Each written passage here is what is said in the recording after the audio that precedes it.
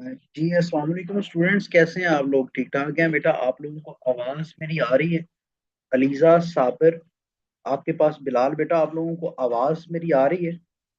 Kindly confirm कर दें, फिर हम चीज़ों के बारे में बातें करना स्टार्ट करते हैं। ठीक है, आप काइंडली कंफर्म कीजिए कि am I audible to you? Okay fine. बेटा देखिए, कल आपके साथ मेरी ओरिएंटेशन क्लास थी the subject general science and ability लेके। इसके अंदर हमने देखा था कि इस सेशन को हम थ्रू आउट कैसे थ्रू आउट तो जर्नल। और ये बेटा आपका सेशन प्री ओरिएंटेशन, ठीक है, और आप क्लास दे कीजिए जो कि फ्री आपके पास ओरिएंटेशन क्लास है। जर्नल इसके बारे में हम लोग क्या करेंगे, बात करेंगे। बेटा आवाज तमाम के तमाम लोगों को डिस्टॉर्टेड है। आज बेटा कुछ इंटरनेट का भी इशू है आपको, की वजह से आज आप लोगों के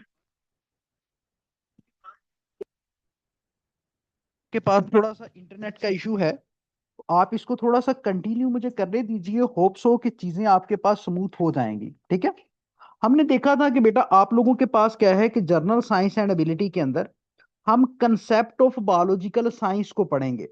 हम किसको पढ़ेंगे? एक ब्रांच है आप लोगों के पास साइंस की जिसके अंदर हम लोग डिस्कस करेंगे बायोलॉजिकल साइंस को। जिसके अंदर हम बेटा किसको डिस्कस करेंगे? आपके पास बायोलॉजिकल साइंस के बारे में बातें करेंगे। अब जितनी भी इंफॉर्मेशन आप लोगों के साथ मैं डिस्कस करूंगा वो बेटा हम करेंगे अकॉर्डिंग टू सीएसएस। यहां पे हम कोई एडवांस साइंटिस्ट बनने के लिए नहीं आए। किसी एक टॉपिक की जितनी पॉसिबल डोमेन्स आपके पास आतफ बच्चे हो सकते हैं, बेटा वीडियो की जरूरत नहीं है, स्क्रीन की जरूरत है, वो आपके सामने शो हो रही है। सीएसएस की रिक्वायरमेंट्स को बेटा हम पूरे करेंगे जिसके अंदर साइंटिफिक जॉर्गन्स भी होंगे, स्ट्रक्चर्स भी होंगी आप लोगों के पास, क्वालिटी कंटेंट भी आप लोगों के पास होगा, प्रॉपर इंट्रोडक्शन भी बन रहा होगा और आपके पास चीजें कंक्लूड भी हो रही होंगी। ठीक है, और जितने भी आपके पास मौजूदा हालात के आपके पास इश्यूज हैं वो भी साथ में आपके पास रिलेट कर पा रहे होंगे। बायोलॉजिकल साइंस आपके पास क्या है? बायोलॉजिकल साइंस बच्चे हम लोग कहते हैं स्टडी ऑफ बायोलॉजी को। हम किसको कहते हैं आप लोगों के पास? Study of biology is known as, आप लोगों के पास क्या है? बायोलॉजिकल साइंस है। अब वर्ड बायोलॉजी का क्या मतलब होता है आपके पास? वर्ड बेटा बायोलॉजी का क्या मतलब होता है? तो इसका मतलब यह है कि जो वर्ड बायोलॉजी है ये दो अल्फाज का मजमुआ है आप लोगों के पास। बायो का मतलब बेटा आप लोगों के पास होता है लाइफ। बायो का मतलब आप लोगों के पास क्या होता है? लाइफ होता है। लॉगी का मतलब होता है टू स्टडी। मीन्स डैट के बायो आपके पास साइंस की वो ब्रांच है। बायो बेटा आपके पास साइंस की वो ब्रांच है जिसके अंदर हम करते हैं आपके पास स्टडी ऑफ लाइफ। जिसके अंदर बेटा हम लोग क्या करते हैं? जिंदगी के बारे में पढ़ते हैं, स्टडी ऑफ लाइफ के बारे में पढ़ते हैं। अब ये तो था आपके पास इंट्रोडक्टरी बातें थी किसके बारे में? बायोलॉजिकल साइंस के बारे में। अब यहां पे जो सबसे बड़ा क्वेश्चन आता है वो ये आता है कि आपकी जमीन के ऊपर कितनी तरह की जिंदगी है। आपकी जमीन के ऊपर आपके पास कितनी तरह की बेटा आप लोगों के पास क्या है? जिंदगी है, उसके बारे में पढ़ेंगे। बेटा बायोलॉजिकल साइंस आपके पास क्या है? द स्टडी ऑफ साइंस है आप लोगों के पास। बायोलॉजिकल साइंस क्या है बेटा? The study of biology. Biology क्या है आपके पास? स्टडी ऑफ लाइफ है आपके पास। तो पहला टॉपिक जो हम यहाँ पे बेटा डिस्कस करेंगे वो आप लोगों के पास क्या होगा? वो आप लोगों के पास बेटा जो फर्स्ट टॉपिक यहाँ पे डिस्कस किया जाएगा वो आप लोगों के पास है क्लासिफिकेशन। क्या? Classification of life. आज की क्लास के अंदर the most important topic of biological science, हम बेटा क्लासिफिकेशन ऑफ लाइफ को डिस्कस करेंगे।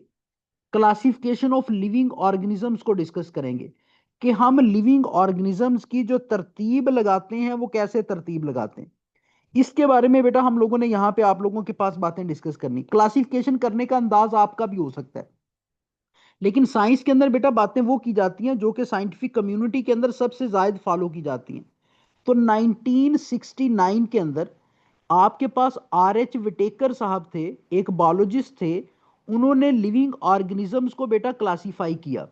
उन्होंने किन को क्लासिफाई किया? लिविंग ऑर्गेनिजम्स को क्लासिफाई किया इन्होंने ये कहा कि आपके पास 5 मेजर किंगडम्स हैं किसके, मतलब 5 मेजर ग्रुप्स हैं किसके, लाइफ के। आपके पास लाइफ के इन 5 ग्रुप्स को आप लोग क्या कहते हैं, 5 किंगडम्स कहते हैं। यहां पे वर्ड बेटा आप ग्रुप इस्तेमाल नहीं करते, आप जब बायोलॉजिकल साइंस पढ़ते हैं तो इसको आप लोग क्या कहते हैं, किंगडम कहते हैं। तो आर एच विटेकर ने लाइफ को 5 ग्रुप्स के अंदर डिवाइड कर दिया। तो बेटा आपके पास डेफिनेशन क्या बनी, डेफिनेशन आप लोगों के पास ये बनी, अरेंजमेंट ऑफ लाइफ। आपके पास क्या है, arrangement of living organisms into different groups. आपके पास क्या है, लिविंग ऑर्गेनिजम्स को बेटा आप लोग क्या करते हैं, डिवाइड करते हैं इनटू डिफरेंट ग्रुप्स। आपके पास किसके अंदर बेटा हम लोग डिवाइड कर देते हैं, आप लोगों के पास डिफरेंट ग्रुप्स के अंदर आप लोग क्या करते हैं, उसको डिवाइड कर देते हैं ऑन द बेसिस ऑफ, आप लोग किसकी बेसिस के ऊपर, आप बेटा उसको डिवाइड करते हैं किस बेसिस के ऊपर,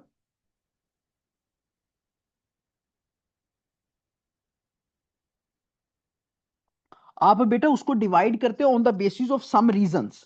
आप किसके ऊपर बेटा, किन रीजंस के ऊपर आपके पास उनको डिवाइड करते हैं, into different groups, into आप लोगों के पास various groups on the basis of आपके पास डिफरेंट ट्रेड्स।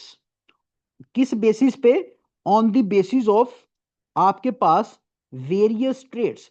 मतलब जैसे आपके पास हम इंसान है ना, लेकिन आपने जेंडर की बेस के ऊपर क्या कर दिया, आपने लोगों को डिफर कर दिया ना, कि कुछ फीमेल्स हैं, कुछ आप लोगों के पास क्या है, मेल्स हैं। तो आपने एक रीजन आप लोगों के पास, आपने एक रीजन क्या रखी, आपने एक रीजन क्या रखी, जेंडर रखा बेटा। तो यहां पे जो आपके पास ये जो डेफिनेशन है, ये बेटा किसकी डेफिनेशन है, ये बेटा आप लोगों के पास क्लासिफिकेशन की डेफिनेशन है। ये आप लोगों के पास किसकी डेफिनेशन है, क्लासिफिकेशन। अब यहां पे आप लिविंग ऑर्गेनिजम्स की क्लासिफिकेशन पढ़ रहे हैं। सबसे ज्यादा सिस्टम कौन सा फॉलो किया जाता है, R H Whittaker system follow किया जाता है, जिसके अंदर आप ये कहते हैं कि living organisms get classified into 5 kingdoms, living organisms get classified into 5 kingdoms on the basis of different reason. ये क्लासिफिकेशन सिस्टम किसने दिया, आपके पास आर एच विटेकर साहब ने दिया। किसने दिया बेटा, आर एच विटेकर साहब ने आप लोगों को ये क्लासिफिकेशन सिस्टम दिया। ठीक है, अब देखिए बेटा आपके पास क्या है कि नेक्स्ट आप बात ये करते हैं कि देखिए आर एच विटेकर साहब ने कुछ रीजंस फिगर आउट की, इसने कुछ रीजंस को बेटा यहां पे डिस्कस किया। अब वो रीजंस थी क्या, आप आपके पास इसने 5 ग्रुप्स बनाए ना बेटा। आपके पास पहला ग्रुप इसने मोनेरा रखा, पहले ग्रुप का नाम क्या था आपके पास, मोनेरा। दूसरा ग्रुप बेटा इसने कहा कि वो आप लोगों के पास क्या होगा, प्रोटिस्टा। सेकंड ग्रुप का इसने नाम बेटा आप लोगों के हैशटैग काइंडली बेटा एनोटेशन ना कीजिए, आपकी ड्राइंग बहुत अच्छी होगी, लेकिन यह है कि हमें इसकी जरूरत नहीं है। ठीक है, आपके पास सेकंड ग्रुप का बेटा नाम क्या रखा गया, प्रोटिस्टा। इसी तरह तीसरी स्लाइड के ऊपर जाइए और यहां पे आप लोग लिखते हैं कि आपके पास तीसरा ग्रुप जो इसने रखा, उसका नाम था बेटा फंजाई। उसका नाम आप लोगों के पास क्या था, फंजाई था। Fourth group is known as plantae. मतलब इसने लाइफ को 5 ग्रुप्स के अंदर बच्चे डिवाइड किया। तो मैं इसको थोड़ा सा स्पेस दे के लिख रहा हूं, क्योंकि मुझे वहां पे फर्दर डाटा भी यहां पे आप लोगों के पास क्या करना है, आपके पास इन करना है। एनीमिलिया आप लोगों के पास क्या है, ये 5वां ग्रुप है। बेटा देखिए पेपर आप उठा के देख लीजिए, 12 दफा आपको सवाल मिलेगा कि आप प्लांट और एनिमल सेल के अंदर फर्क बताएं। आप क्या करें, फंगस और एनिमल सेल के अंदर फर्क बताएं। आप मिनरल सेल के अंदर और आप क्या करें, प्लांट सेल के अंदर फर्क बताएं। अब बेटा इसने कुछ रीजंस डिस्कस की। सबसे पहली रीजन क्या थी, आपके पास था टाइप ऑफ सेल। सबसे पहली वजह क्या थी बेटा, आप लोगों के पास टाइप ऑफ सेल था। आपके पास यहां पे कुछ लोगों के लिए द वर्ड सेल एक नया आया होगा। बेटा पहली जैसे आप एक रीजन बनाते हैं ना, जेंडर, इसी तरह आर एच विटेकर ने जो पहली रीजन बनाई वो सेल बनाई, सेल की टाइप। देखिए सेल आपके पास होता क्या है, सेल के बारे में लिख लें कि तमाम की तमाम जो जिंदगी है आप लोगों के पास, आप कहते हैं ना कि यार आप किस बात का तकब्बर करते हो, आपकी जो पैदाइश है वो एक जरसूमे से हुई है, एक सेल से हुई है। बेटा इस कुर्रा अर्ज के ऊपर जितने भी लिविंग ऑर्गेनिजम्स पाए जाते हैं ना, all living organisms are made up from आप लोगों के पास ये किससे मिलके बनते हैं? ये आप लोगों के पास सेल से मिलके बनते हैं। आप लोगों के पास किससे मिलके बनते हैं बेटा? सेल से मिलके बनते हैं। तो आप कह सकते हैं कि सेल क्या है? सेल आपके पास is basic unit of life. दो बातें आपको पता चल गई ना, कि सेल बेटा आप लोगों के पास क्या है? बेसिक यूनिट ऑफ लाइफ है आपके पास। तमाम तरह की जो जिंदगी है वो किससे मिलके बनी है बेटा? तमाम तरह की जिंदगी आपके सेल से मिलके बनी है। आर एच विटेकर ने जो पहली वजह बनाई थी ना आपके पास, वो टाइप ऑफ सेल बनाया था। इसने कहा सेल दो किस्म का होता है। मतलब तमाम तरह की जो जिंदगी है वो किससे मिलके बनती है बेटा? सेल से मिलके बनती है। इसने कहा कि सेल दो किस्म का होता है। एक वो सेल जिसको आप लोग कहते हैं प्रोकैरियोटिक सेल, है तो ये भी सेल, ये भी जिंदगी को बनाने के अंदर बेटा रोल प्ले करेगा। आपके पास है, आपके पास ये यूकैरियोटिक सेल भी एक सेल है। ये भी आप लोगों के पास क्या करेगा? ये भी जिंदगी को बनाने के अंदर रोल प्ले करेगा। कुछ तरह की जिंदगी यूकैरियोटिक सेल से मिलकर बनेगी, कुछ तरह की जिंदगी प्रोकैरियोटिक सेल से मिलकर बनेगी। ठीक है। अब इन दोनों के अंदर फर्क क्या होता है? मतलब प्रोकैरियोटिक और यूकैरियोटिक सेल के अंदर बेटा फर्क क्या होता है? बेटा प्रोकैरियोटिक सेल के अंदर विरासती मादा पाया जाता है, जो कि माँ बाप से बच्चों के अंदर खसूसियात लेके आता है। यहां पे लिख देता हूं, एक की पॉइंट आप लोगों के पास ये है कि बेटा जेनेटिक मटेरियल आप लोगों के पास क्या होता है? विरासती मादा आप लोगों के पास क्या होता है? मतलब विरासती मादा बेटा दोनों सेल्स के अंदर मौजूद होता है, प्रोकैरियोटिक के अंदर भी और यूकैरियोटिक के अंदर भी। आपके पास क्या है? Responsible material. आपके पास बेटा क्या है?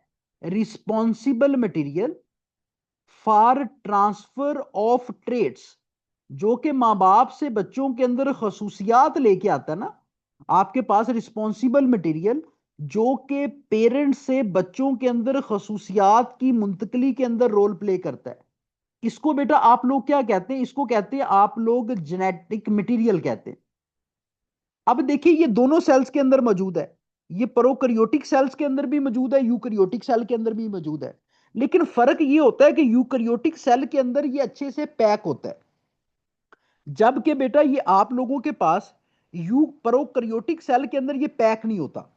मतलब फर्क नजर आ रहा है ना? आपकी स्लाइड के ऊपर लिखा हुआ है कि यूकैरियोटिक सेल ऐसे सेल्स जिसके अंदर बेटा न्यूक्लियस मौजूद होता है, जिसके अंदर क्या चीज मौजूद होती है? वेल डिफाइंड न्यूक्लियस पाया जाता है आपके पास। और बेटा आपके पास न्यूक्लियस आप किसको कहते हैं? जेनेटिक मटेरियल अगर अच्छे से पैक होगा ना, तो उस खास स्ट्रक्चर को आप लोग क्या कहेंगे? यूकैरियोटिक सेल कहेंगे। आपके पास बेटा प्रोकैरियोटिक सेल के अंदर वेल डिफाइंड न्यूक्लियस मौजूद नहीं होता। तो फर्क समझ आ गया ना? प्रोकैरियोटिक एंड यूकैरियोटिक सेल के अंदर जो वाजिया डिफरेंस है वो आपके पास क्या है?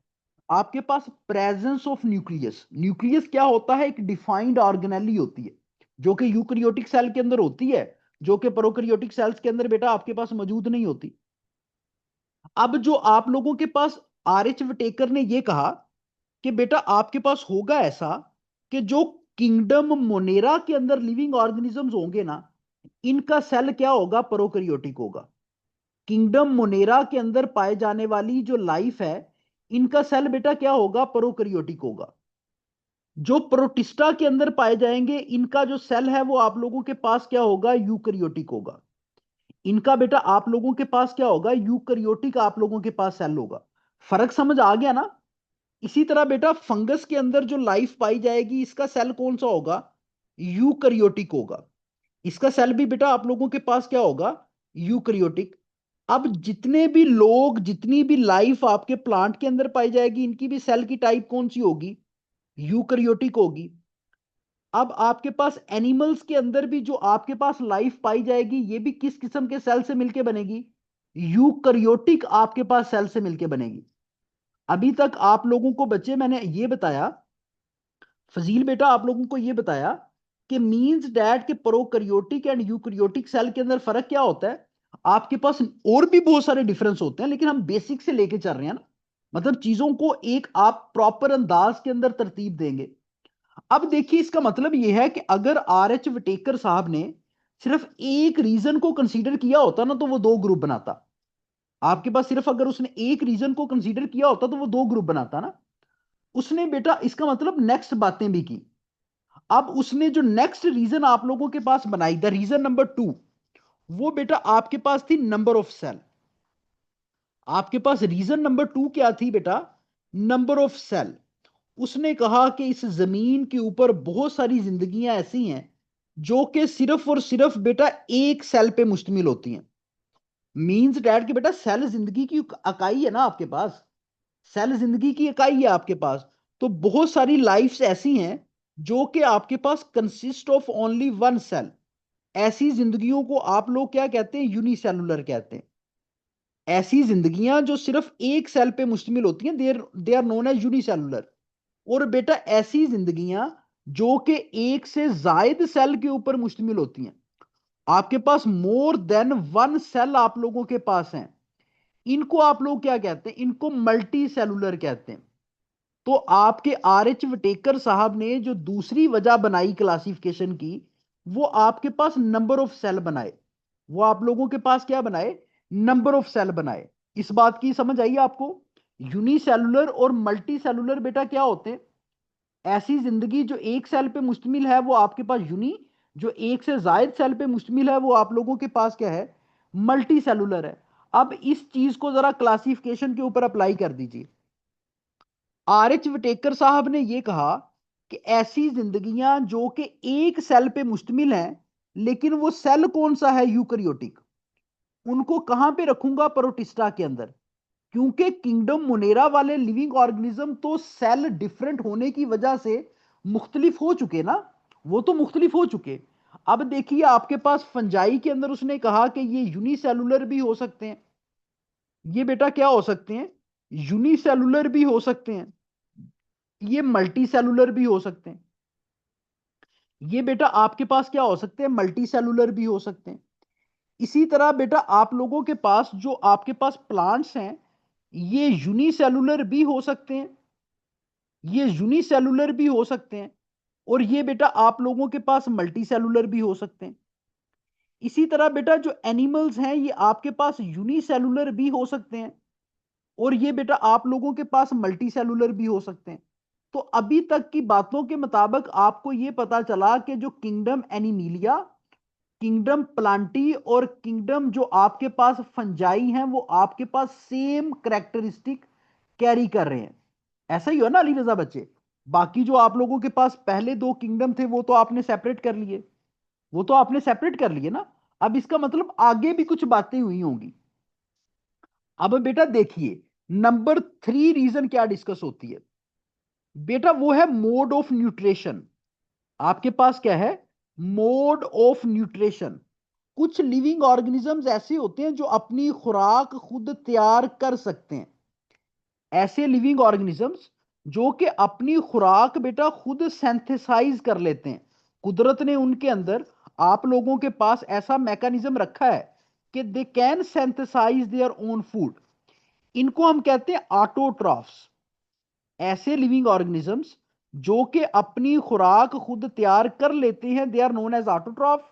और ऐसे लिविंग ऑर्गेनिज्म जो कि अपनी खुराक खुद तैयार नहीं कर सकते, इनको बच्चे आप लोग क्या कहते हैं? हेट्रोट्राफ्स कहते हैं। इनको आप लोग क्या कहते हैं? हेट्रोट्राफ्स कहते हैं।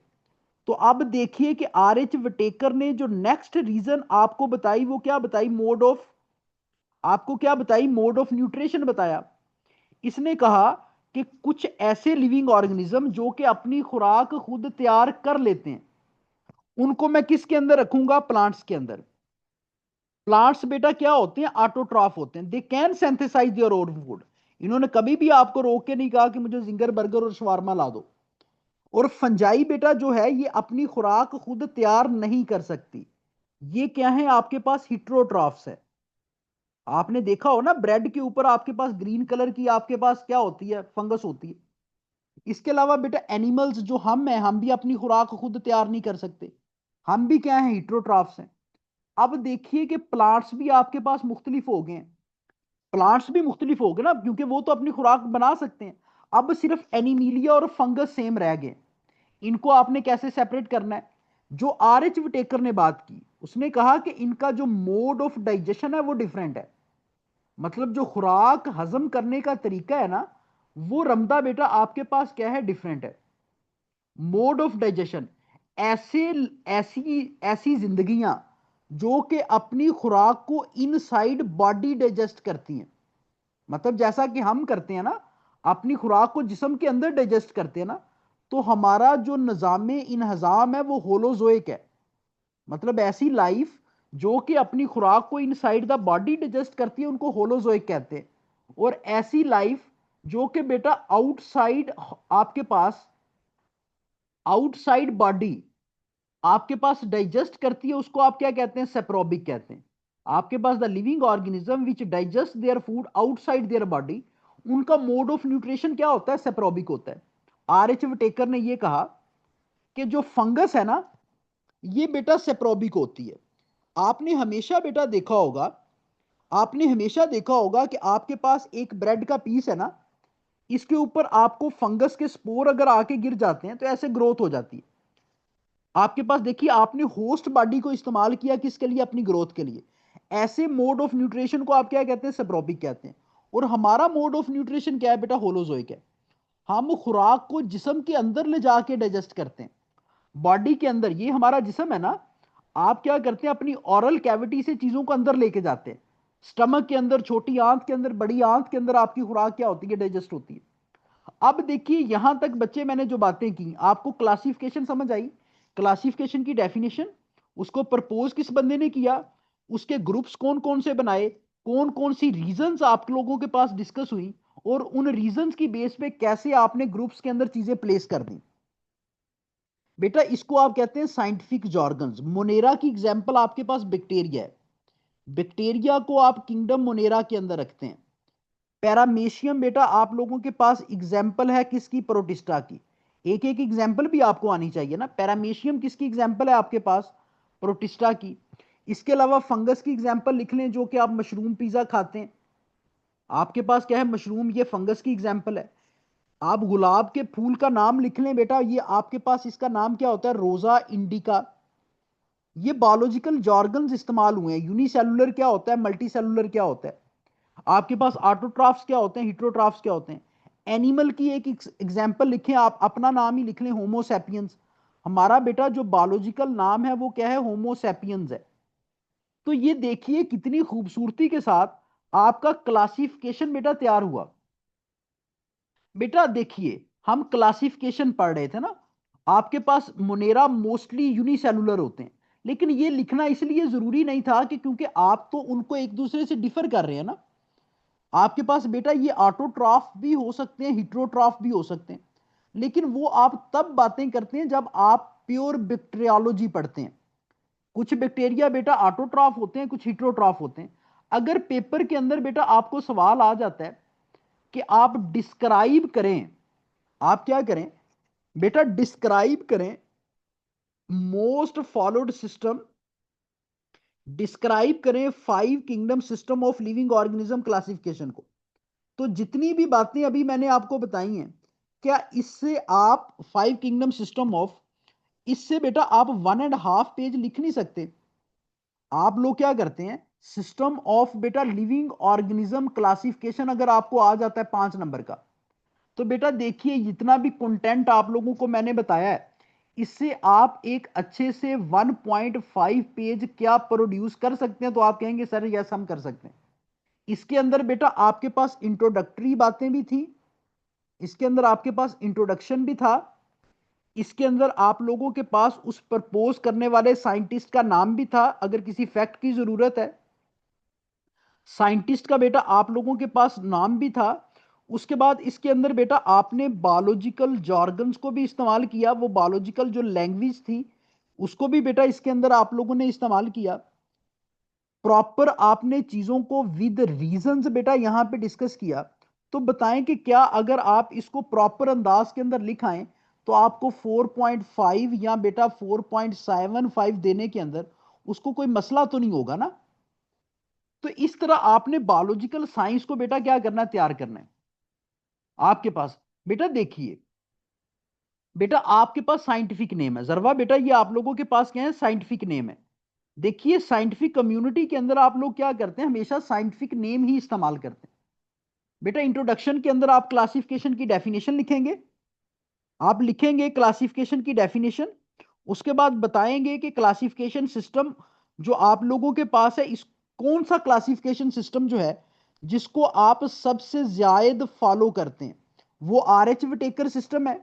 फिर आप आर एच विटेकर सिस्टम को ब्रीफली लिखेंगे, मोनेरा के बारे में, प्रोटिस्टा, फंगस, प्लांटियो, एनिमिलिया, और साइड पे आप रीजंस को एक्सप्लेन करते जाएंगे ना, कि फला रीजन उसके अंदर आपके पास फला फला चीजें, प्रोकैरियोटिक, यूकैरियोटिक, आपके पास यूनिसेलुलर, मल्टी सेलुलर, ये बातें लिखेंगे। उन रीजंस को फिर आप पिन करेंगे कहां पे, अपनी डिफरेंट किंगडम्स के अंदर। तो एक बेसिक अंडरस्टैंडिंग हुई है इस टॉपिक की आपको, इस टॉपिक की बेटा आपको एक बेसिक अंडरस्टैंडिंग हो गई है। अगर इस तरह हम चीजों को लेके चलेंगे तो आपको चीजें बेटा आसानी से समझ आ जाएंगी, आपके पास आपको आसानी से बेटा चीजें समझ आ जाएंगी। अब जो बेटा रजिस्टर्ड स्टूडेंट्स हैं उनका बेटा ये होमवर्क है कि उन्होंने इस क्वेश्चन को अटेम्प्ट करके कल क्लास से पहले तक मुझसे अवेलुएट करवाना है। देखिए कंटेंट मैंने आपको दे दिया, अंडरस्टैंड भी होप सो आप 70-80% कर गए होंगे। अब क्या आप इन चीजों को प्रॉपर रिप्रोड्यूस कर सकते हैं, उसके लिए आपने क्या करना है, अवेलुएट करवाना है। पेपर शीट पे लिखिए और अवेलुएट करवाइए, कोई एक्स्ट्रा डाटा कहीं से लेने की जरूरत नहीं है, एक्स्ट्रा इंफॉर्मेशन आपने कहीं से नहीं लेनी, ठीक है। आपने सिर्फ इसी कंटेंट को अच्छे अंदाज के अंदर इसकी फ्रेजिंग कर लेनी है, सेंटेंसेस बना लेने हैं, और आपने चीजें कर लेनी, ठीक है। यहां तक बातें क्लियर, क्योंकि बेटा साइंस के अंदर आपको क्वेश्चन अटेम्प्ट करने के लिए 7 से 8 मिनट मिलते हैं, ऐसी बात है ना, 7 से 8 मिनट मिलते हैं आप लोगों के पास। तो इसके अंदर देखिए, अगर आप अच्छा सा कंटेंट इस तरह लिखाते हैं तो इससे एक्स्ट्रा चीजें डालेंगे तो वो टाइम ज्यादा लेगा, और उसके आपको कोई एक्स्ट्रा नंबर तो मिलेंगे नहीं, ठीक है। तो ये बेटा आप लोगों के पास अभी तक की आप लोगों के पास बातें थी, ठीक है। तो ये आपके पास फर्स्ट चैप्टर भी है किसका, आपकी बायोलॉजिकल साइंसेस का। इसमें मजीद चीजें भी आप ऐड करेंगे जब बेटा हम नेक्स्ट चैप्टर के बारे में डिस्कस करेंगे। वो आप लोगों के पास क्या है, the concept of cell biology, उसको बारे में भी हम लोग क्या करेंगे। यहां तक किसी बच्चे का आपके पास क्वेश्चन है, अटेम्प्ट कैसे करना है, साबिर हुसैन बेटा इसी कंटेंट को इस्तेमाल करें, इस क्वेश्चन के नीचे चीजें लिख के लाएं, आप अपना अंदाज जरा लिख के लाएं, फिर मैं उसको रिफाइन कर दूंगा, उसके ऊपर हम बात करेंगे। अब कंटेंट आ गया, पेपर प्रेजेंटेशन के ऊपर हम प्रॉपर बात कर पाएंगे, आप लिखेंगे, मैं उसका आपको फीडबैक दे दूंगा, ठीक है। यहां तक किसी बच्चे का कोई क्वेश्चन हो, यहां तक बेटा किसी भी बच्चे का कोई क्वेश्चन है तो काइंडली वो मुझसे क्या करे, आप लोगों के पास, आप लोगों से पूछ, मेरे से पूछ ले।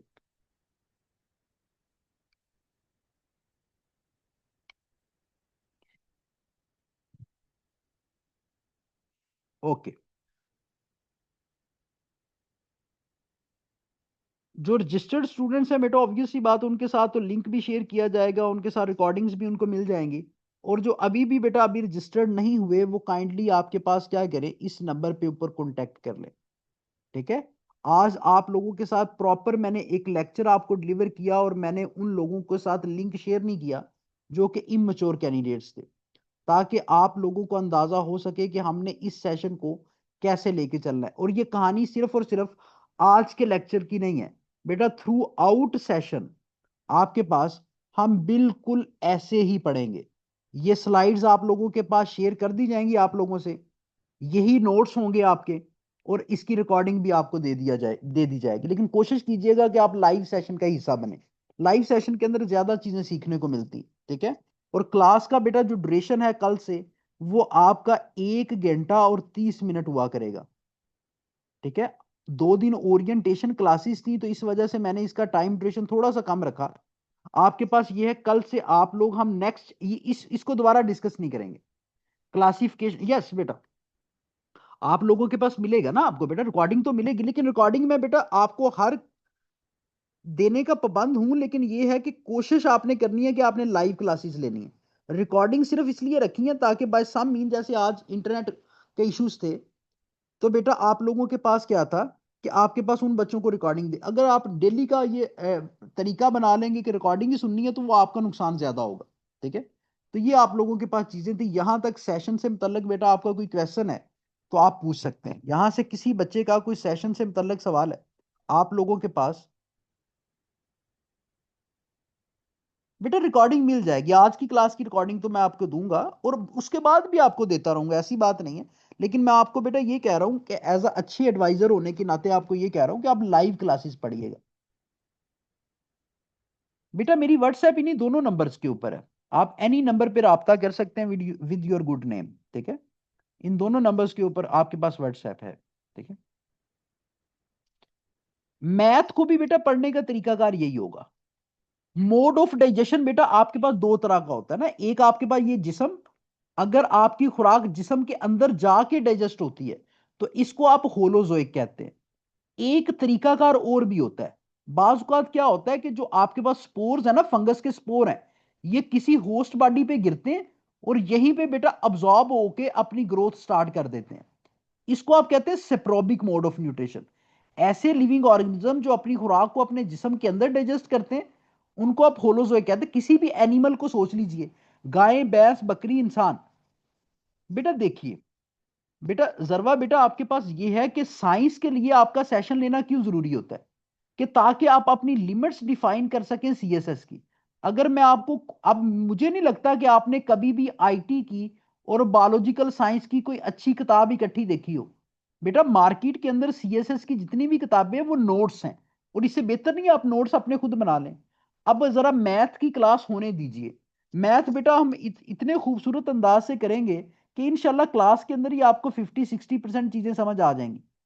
बाकी जो 40% है वो आपने प्रैक्टिस करनी है, और प्रैक्टिस के सोर्सेज मैं आपको खुद प्रोवाइड कर दूंगा। तो कोई किताबें खरीदने की जरूरत नहीं है, जितने मर्जी कमजोर है आप मैथ के अंदर। हम एक्चुअली मैथ की डिमांड्स को समझ के बात करेंगे। हम सिर्फ और सिर्फ क्वेश्चन अटेम्प्ट नहीं करेंगे कि क्वेश्चन आ गया उसको देख लिया। हम पहले कॉन्सेप्ट्स लेंगे, फिर आपके पास क्वेश्चन को डील कैसे करना है वो समझेंगे, और फिर स्टेटमेंट्स को टैकल करेंगे, ठीक है। प्रैक्टिस के लिए एक्सरसाइजेस मैं खुद दे दिया करूंगा। हो जाएगी बेटा, मैथ इंशाल्लाह ताला आपको जायद आता होगा इस सेशन के लास्ट पे।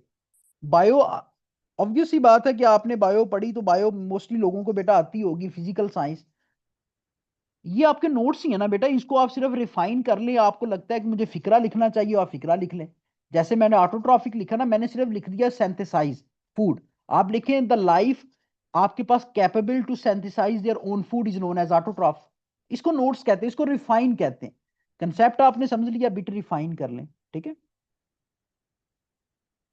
कल से बेटा अपने आप को मेंटली प्रिपेयर करके आइएगा कि हमारी जो क्लास है वो 90 मिनट की होगी, 90 मिनट की, ठीक है। क्लास टाइमिंग बेटा आपके पास सेम रहेगी, 9:30 to 11। 10:50 पे खत्म हो जाए, 11:10 पे खत्म हो जाए, ये फिर आपके पास उस टॉपिक के डिपेंड करता है। ये क्लास की टाइमिंग है, पीएम आपके पास, ठीक है। तो ये आप मेरी तरफ से बातें थी। यहां तक किसी बच्चे का कोई क्वेश्चन है तो 1-2 मिनट के अंदर इसको पूछे, फिर हम इसको खत्म करते हैं बेटा।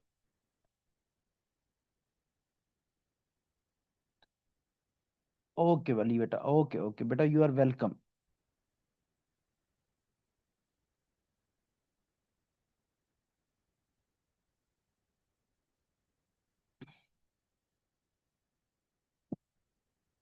इनरोल्ड स्टूडेंट की बेटा तादाद 30 है, लेकिन देखिए बहुत सारे कम स्टूडेंट वो सिर्फ और सिर्फ आज इंटरनेट के मसाइल थे शायद इसलिए नहीं ज्वाइन कर पाए, या फिर वो रिकॉर्डिंग वाला भी हो जाता है ना कि अभी रिकॉर्डिंग मिल रही है तो बस ठीक है चल रहा है काम।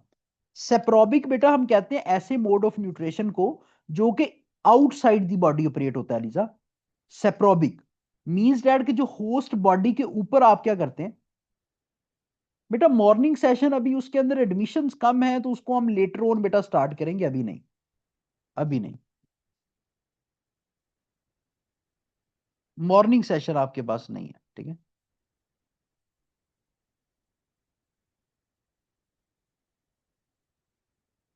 ठीक है बच्चे, यहां तक बातें क्लियर। ओके बेटा, अपना बहुत सारा ख्याल रखिएगा। Those who want to get registered वो आपके पास गिवन नंबर्स के ऊपर बेटा कांटेक्ट कर लें, ठीक है। अपना बहुत सारा ख्याल रखिएगा, अल्लाह हाफिज।